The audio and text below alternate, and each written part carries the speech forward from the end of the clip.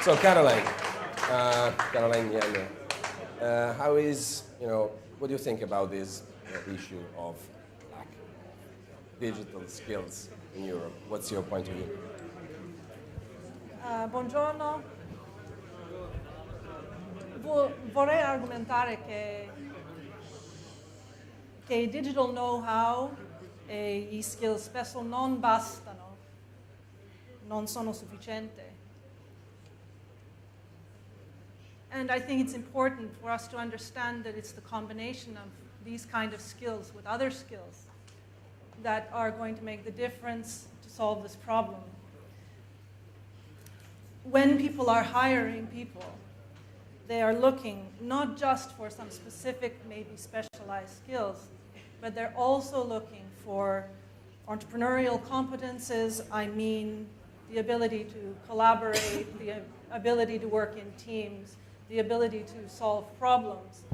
And those of you who might remember the famous PISA test, even PISA now wants to test for problem-solving ability because of this view that the combination of fundamental subjects, fundamental skills with these kind of collaborative skills are terribly important. But we think that working with young people, the only way you can get the message across about this, you cannot do it in the classroom all by itself. You cannot do it through tools by themselves. You must somehow get the message by interacting with real people in the workplace who do these kind of jobs and who have these kind of skills. The entrepreneurial and the e-skills are totally complementary and totally inseparable. We've been doing a project the last 2 weeks as part of this e-skills campaign. We call it E-Leaders for a Day. E-Leaders for a Day. And I'd like you to think a little bit about what it means to be an e-leader, because it is precisely this ability to leverage your e-skills to do something, create value, to implement, to lead inside organizations, or maybe create one of your own. And one of the students that participated in this activity was shadowing an e-leader, a top executive from Microsoft. And this young person said, his name was Monza Cevera. He's an industrial engineering student. And what he said was, he had the opportunity to spend one day in one of the largest technology companies in the world. And he had a better understanding of what challenges companies like that face and what kind of decisions they have to make. And just think that Microsoft is one of the ones that has to move from where it was into mobile, to social media, to big data, and to cloud computing. There is another student. He's a math and computer science student, in fact. He was shadowing an e-leader at Google Romania. And he said that he had no idea until that day, had no idea how his ICT skills could be applied. He was really interested in it. He described himself as a bit of a nerd, but he had no idea how much value they could bring inside such a large company.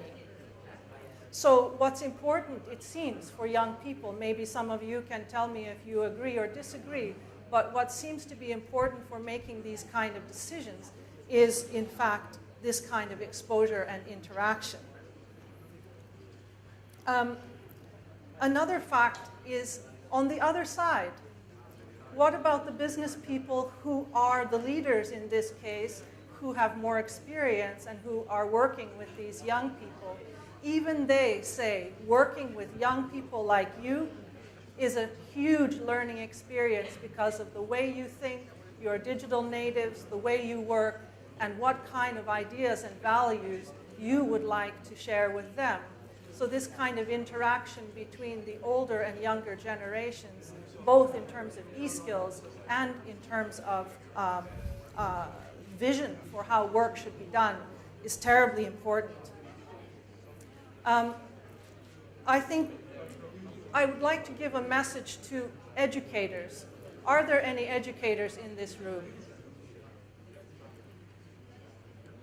The key people, you are the key people in delivering this type of education in e-skills and the combination with entrepreneurial skills. There is a huge need to train teachers. As I said before, we may have the technology, but if we are not using it to deliver the right kind of education, then we are not going to make the difference that we want to make. We need to invest much more in our educators who are our multipliers. And I think my last comment is that we have many highly skilled in terms of e-skilled young people, and we want to see how we can transform those skills into examples of high-level, let's say, entrepreneurs. And we have several of those cases already where, for example, there are some young guys who they had figured out some really interesting technology for high security on credit cards. This was 5 years ago when they are 17, and now they have come up with a big deal with MasterCard on credit cards. Then there was a young fellow named, he's a young Belgian, and he moved into big data, and he has now created a company which is very, very successful in the area of big data. So I want to say that the potential is there, but e-skills alone won't do it. Thank you, Caroline. Thank you very much for your contribution. And now, Federica Villani, you had a great experience through the Talent Lab program, right? In one way. Can you tell us something more about it? Well, I think that the technological field is a real part of my life, has been a direct consequence of my innate interest and tendency for science and technology. I attended a scientific English high school where I studied scientific subjects, both in Italian and in English. And there I had the wonderful chance to meet some teachers who supported me and made my passion for mathematics and physics grow day by day. And I think this really paved the way for my future. In fact, later on I decided to undertake the Electronics and Telecommunication course at the University of Bologna. I cannot say that I perfectly knew what electronics was at the time, but I was absolutely sure of one thing. I had a passion for mathematics and physics, but I wanted to give them a practical application. And they told me just that it was the right way. I was one of the only 5 women enrolled at the course, over almost, I don't know, maybe 80 or 90 students. I don't know why there is such a low number of women in that field, but I think it's mainly a cultural matter. I mean, I think that it still exists, a general belief that electronics is better suited for men.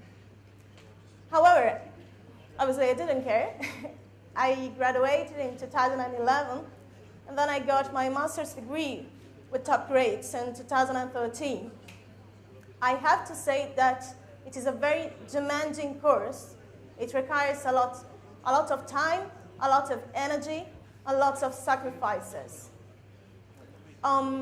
After that, I accepted to work as research fellow at the Advanced Research Center for Electronic Systems at the University of Bologna in the nanoelectronics field. In my opinion, I think that young students are beginning to be aware of the possibilities offered by the ICT. However, as I was saying before, when I decided to undertake the electronics engineering course, I did not know what electronics was exactly. And in general, high school students often have no idea of what ICT really is. In fact, I think that in order to get more people involved in the ICT field, the point is not to give awareness of what ICT offers, but of what ICT really is.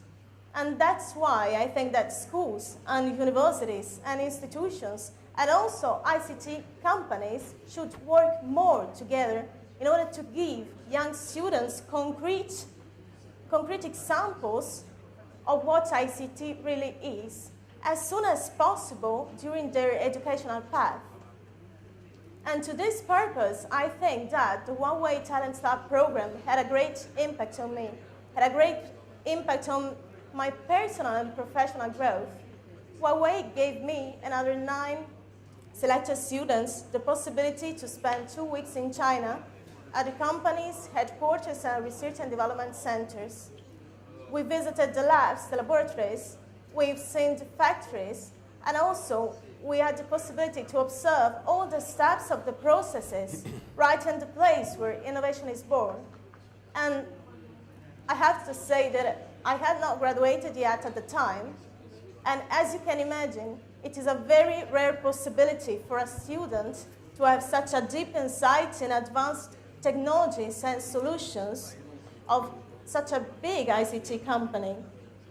Huawei also organized many training sessions focusing on their innovative products. And, well, I have to say that there, I had the chance to meet some of the thousands and thousands of engineers involved in creating innovation day by day.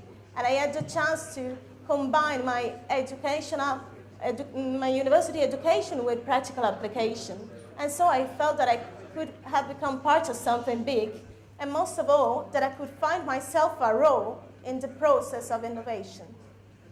Okay, thank you very much. Thank you to all of our guests for their contribution.